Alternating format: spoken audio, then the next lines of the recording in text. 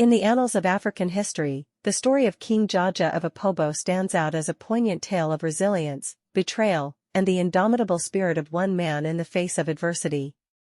Born in the early 19th century in the Niger Delta region, Jaja's journey began in obscurity and eventually led him to the heights of power as the founder and ruler of the Opobo city-state. However, his ascent was not without its challenges, and the latter part of his life saw him ensnared in the nefarious web of the transatlantic slave trade. This video seeks to unravel the enigma that is King Jaja, exploring his early life, rise to prominence, and the tragic circumstances that led to his sale into slavery. Jaja was born in the mid-1820s in Umudaruha, a small village in the Igbo-speaking region of the Niger Delta. Little is known about his early years, but the Niger Delta was a melting pot of diverse ethnic groups and cultures, with trade routes crisscrossing the region. As a young boy, Jaja would have been exposed to the intricate web of economic and social interactions that characterized this dynamic area.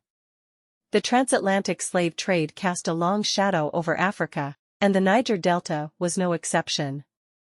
The demand for labor in the Americas drove the capture and sale of countless individuals, disrupting families and communities.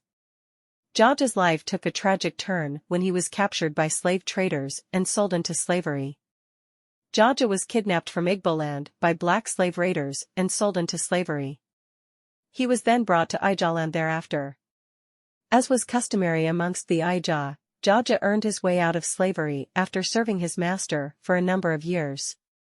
At the death of his master, he took charge of the trade and went on to head the Anapepel House merchant faction of Bani.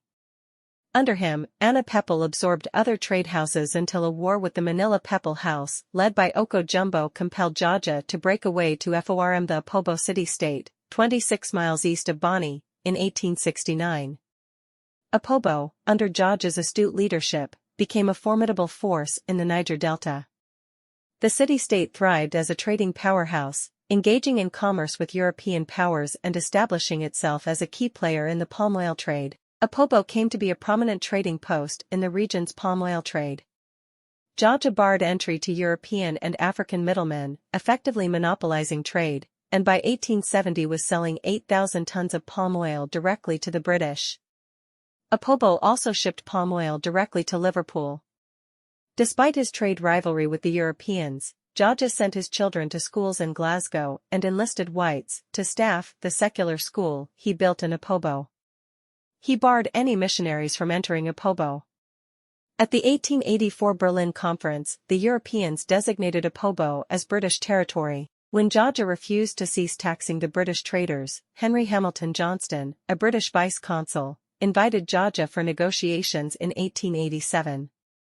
Jaja was arrested on arrival aboard a British vessel. He was tried in Accra in the Gold Coast, now Ghana, then exiled, first to London, and later to St. Vincent and Barbados in the British West Indies. His presence in the West Indies was alleged to be the cause of civil unrest, as the people of Barbados, of African descent, were upset at the poor treatment of a king from their homeland. In 1891, Jaja was granted permission to return to Opobo, but died en route. Following his exile and death, the power of the Opobo state rapidly declined. In 1903, the King Jaja of Opobo Memorial was erected in his honor in Opobo town center. Jaja's story also resonates on a global scale, as it highlights the complexities of power, diplomacy, and resistance in the face of imperial ambitions. His exile and subsequent sale into slavery underscore the human cost of colonialism and the transatlantic slave trade, serving as a somber reminder of the atrocities committed in the pursuit of economic and political dominance. As we reflect on the life of King Jaja, it is essential to recognize the broader implications of his story. It serves as a call to remember and honor those who resisted the forces of oppression, even in the face of overwhelming odds. Jaja's enduring influence reverberates through time, urging us to confront the injustices of the past and strive for a future built on principles of justice, equality, and self-determination. Thank you for joining us on this journey through history. If you found this story compelling, don't forget to like, share, and subscribe. Until next time, this is History and Philosophy Explored, signing off.